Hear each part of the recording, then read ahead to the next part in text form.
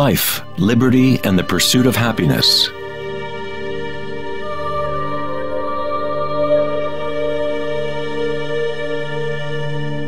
We live our lives pursuing happiness out there, as if it is a commodity. We have become slaves to our own desires and craving.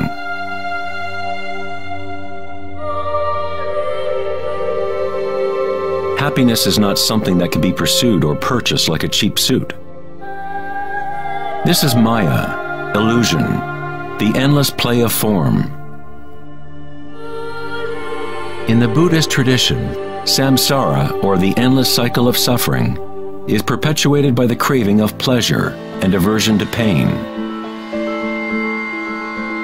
Freud referred to this as the pleasure principle.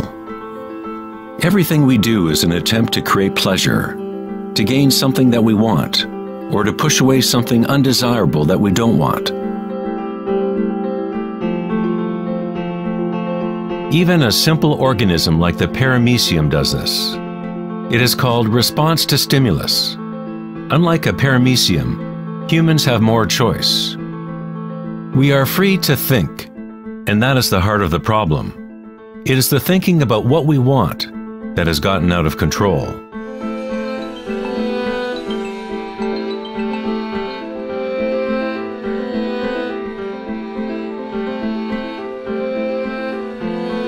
Safety systems armed.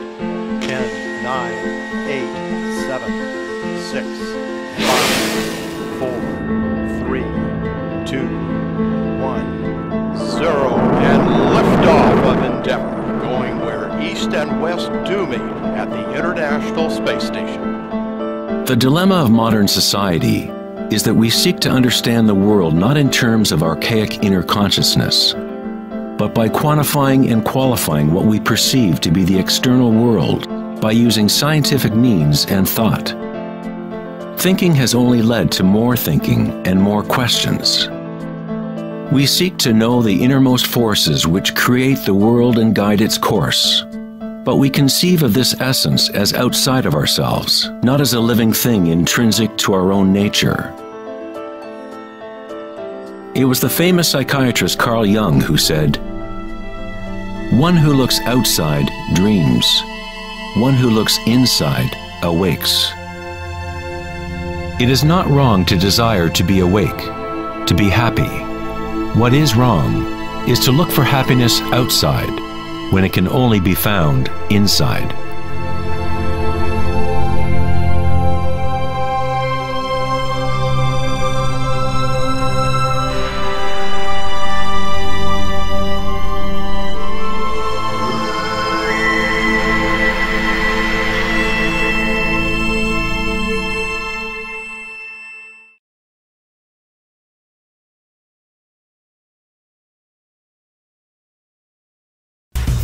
On August 4th, 2010, at the Techonomy Conference in Lake Tahoe, California, Eric Schmidt, CEO of Google, mentioned an astounding statistic. Every 2 days now, we create as much information as we did from the dawn of civilization up until 2003, according to Schmidt. That's something like 5 exabytes of data. Never in human history has there been so much thinking, and never has there been so much turmoil on the planet. Could it be that every time we think of a solution to one problem, we create 2 more problems? What good is all this thinking if it doesn't lead to greater happiness? Are we happier, more equanimous, more joyful as a result of all this thinking? Or does it isolate us, disconnect us from a deeper and more meaningful experience of life?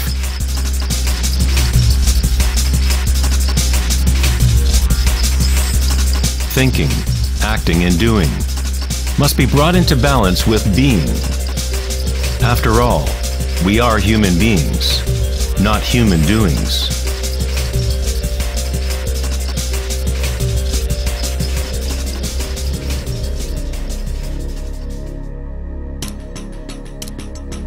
We want change, and we want stability at the same time.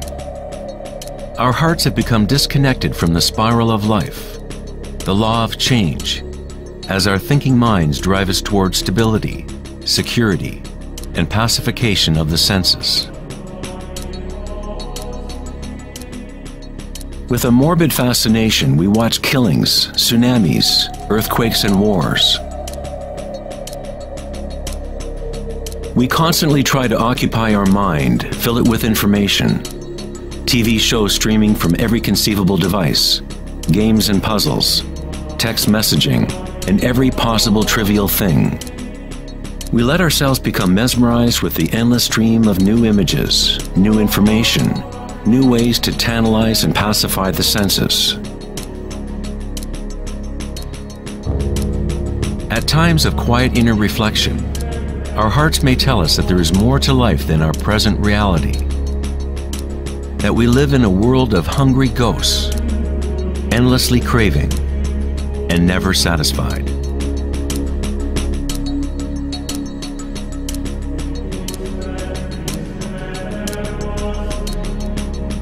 We have created a maelstrom of data flying around the planet to facilitate more thinking, more ideas about how to fix the world, to fix the problems that only exist because the mind has created them. Thinking has created the whole big mess that we are in right now. We wage wars against diseases, enemies, and problems. The paradox is that whatever you resist persists. The more you resist something, the stronger it gets. Like exercising a muscle, you are actually strengthening the very thing you want to rid yourself of. So then, what is the alternative to thinking? What other mechanism can humans use to exist on this planet?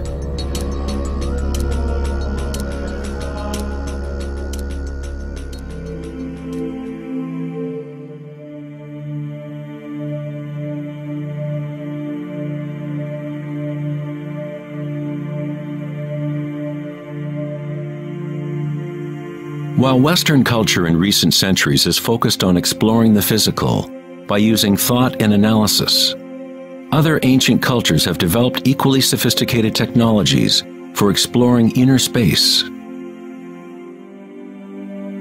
It is the loss of the connection to our inner worlds that has created imbalance on our planet. The ancient tenet, know thyself, has been replaced with the desire to know and experience the outer world of form. Answering the question, who am I, is not simply a matter of describing what is on your business card.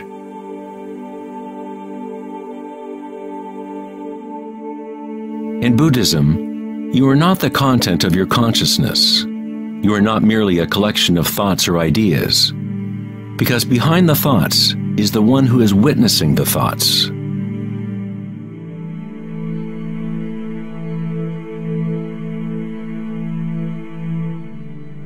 The imperative know thyself is a Zen koan, an unanswerable riddle. Eventually the mind will become exhausted in trying to find an answer, like a dog chasing its tail. It is only the ego identity that wants to find an answer, a purpose. The truth of who you are does not need an answer, because all questions are created by the egoic mind. You are not your mind.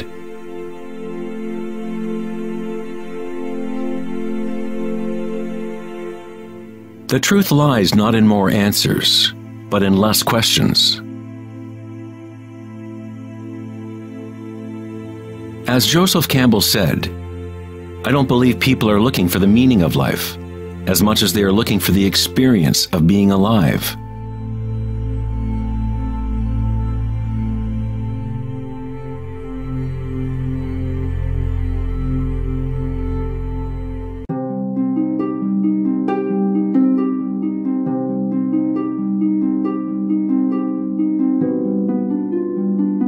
When the Buddha was asked, "What are you?" he said simply, "I am awake."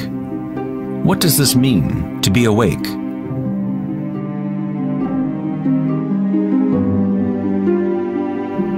The Buddha does not say exactly, because the flowering of each individual life is different. But he does say one thing. It is the end of suffering.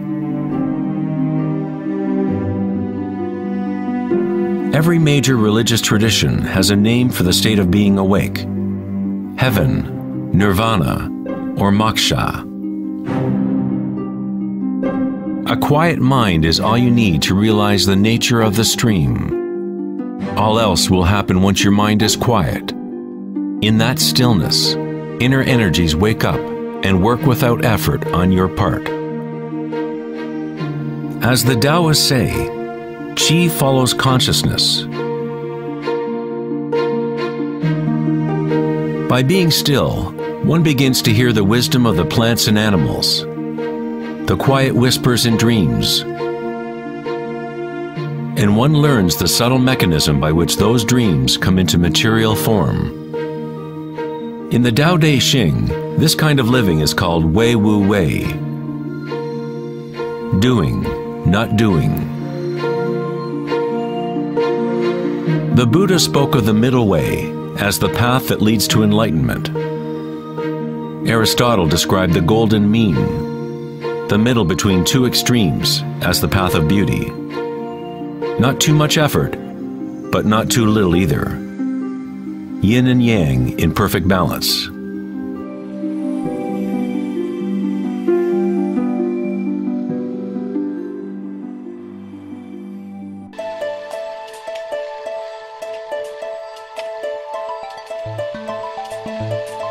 Vedanta's notion of Maya, or illusion, is that we do not experience the environment itself, but rather a projection of it, created by thoughts.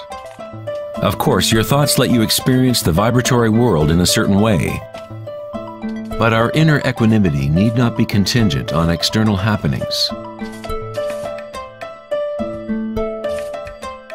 The belief in an external world, independent of the perceiving subject, is fundamental to science. But our senses only give us indirect information.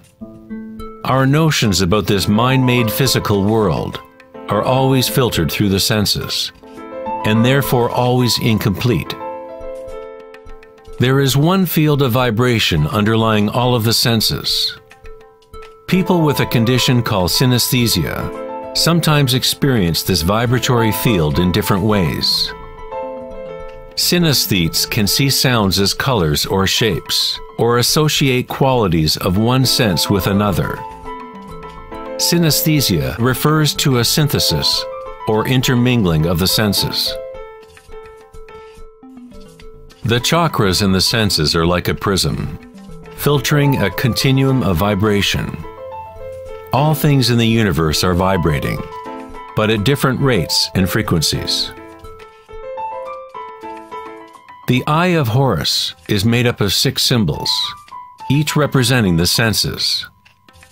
Like the ancient Vedic system, thought is considered to be a sense.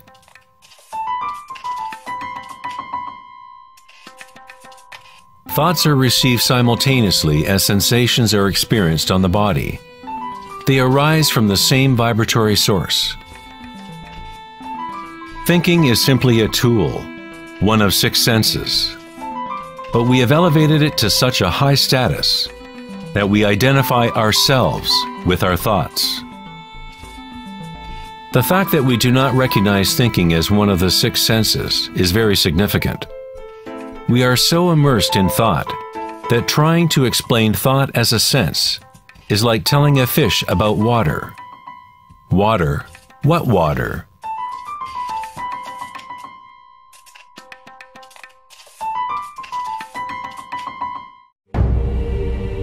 In the Upanishads, it is said, "Not that which the eye can see, but that whereby the eye can see.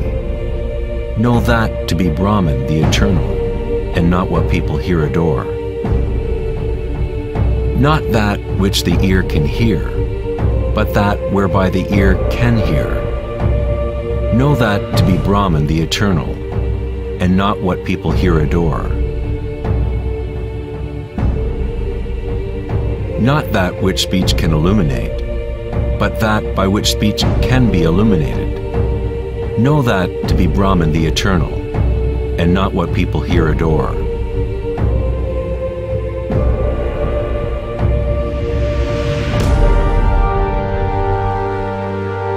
Not that which the mind can think, but that whereby the mind can think. Know that to be Brahman the eternal, and not what people hear, adore.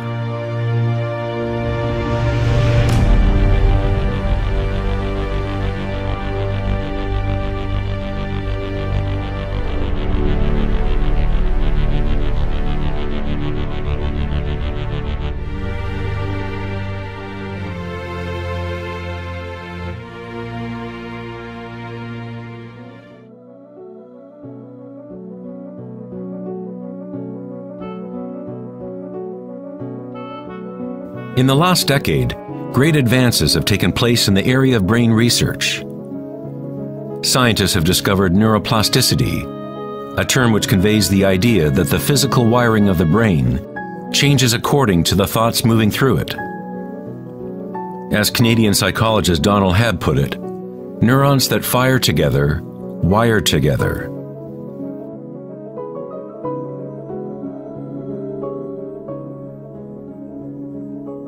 Neurons wire together most when a person is in a state of sustained attention. What this means is that it is possible to direct your own subjective experience of reality. Literally, if your thoughts are ones of fear, worry, anxiety, and negativity, then you grow the wiring for more of those thoughts to flourish. If you direct your thoughts to be ones of love, compassion, gratitude, and joy, you create the wiring for repeating those experiences. But how do we do that if we are surrounded by violence and suffering? Isn't this some kind of delusion or wishful thinking? Neuroplasticity is not the same as the New Age notion that you create your reality by positive thinking. It is actually the same thing that the Buddha taught 2,500 years ago. Vipassana meditation, or insight meditation, could be described as self-directed neuroplasticity. You accept your reality exactly as it is, as it actually is. But you experience it at the root level of sensation, at the vibratory or energetic level, without the prejudice or influence of thought, through sustained attention at the root level of consciousness. The wiring for an entirely different perception of reality is created.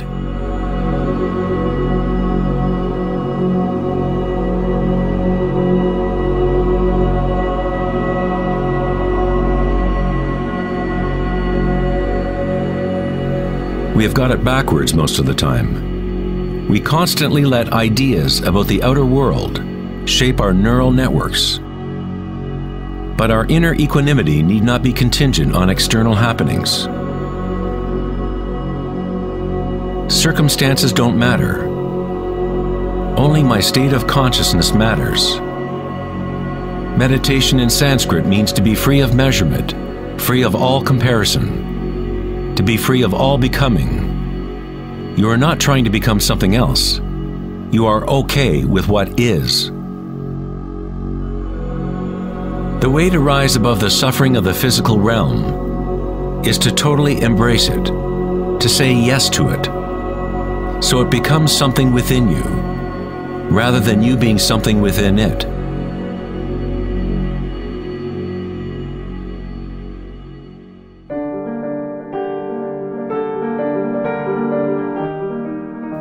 How does one live in such a way that consciousness is no longer in conflict with its content? How does one empty the heart of petty ambitions? There must be a total revolution in consciousness, a radical shift in orientation from the outer world to the inner. It is not a revolution brought about by will or effort alone, but also by surrender, acceptance of reality as it is.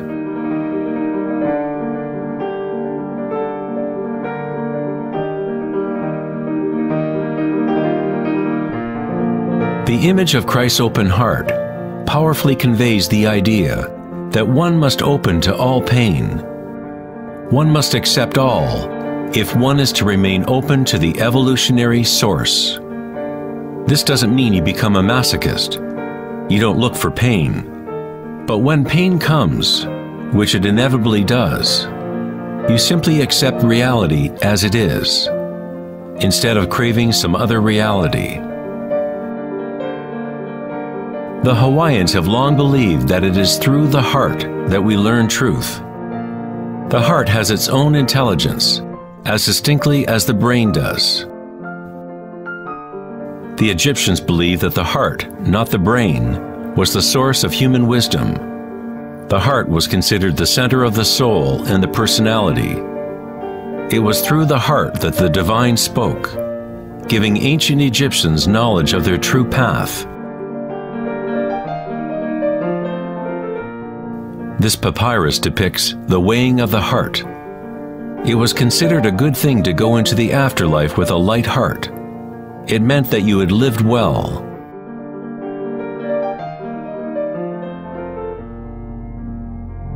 One universal or archetypal stage that people experience in the process of awakening the heart center is the experience of one's own energy as the energy of the universe.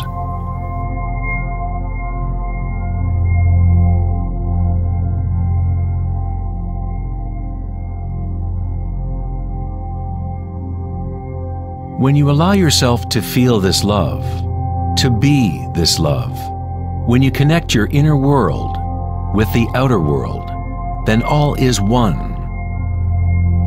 How does one experience the music of the spheres? How does a heart open?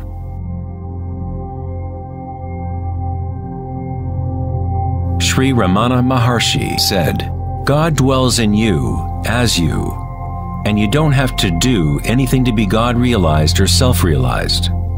It is already your true and natural state. Just drop all seeking, turn your attention inward, and sacrifice your mind to the one self, radiating in the heart of your very being. For this to be your own presently lived experience, self-inquiry is the one direct and immediate way.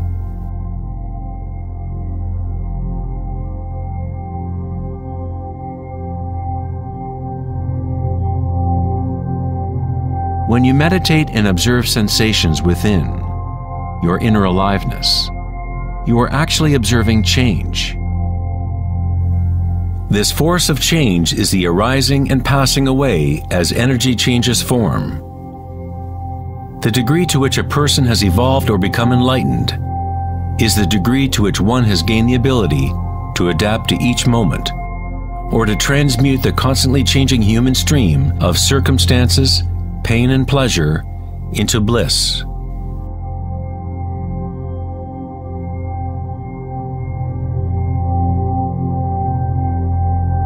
Leo Tolstoy, author of War and Peace, said, "Everyone thinks of changing the world, but no one thinks of changing him or herself."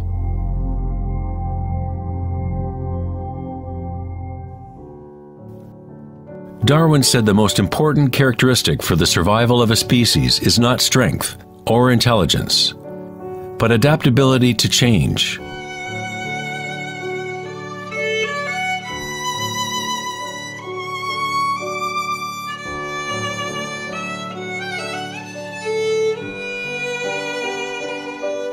One must become adept at adapting. This is the Buddhist teaching of anicca. Everything is arising and passing away, changing, constantly changing. Suffering exists only because we become attached to a particular form.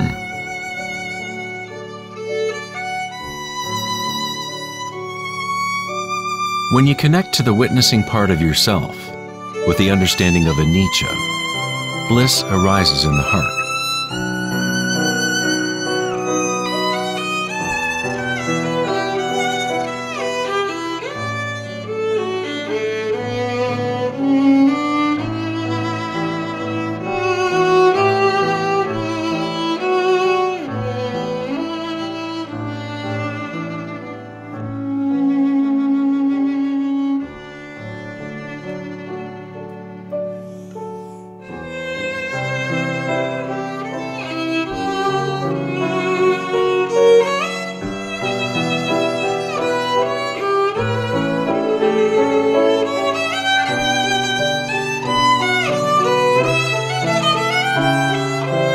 Saints, sages, and yogis throughout history unanimously describe one sacred union that occurs in the heart.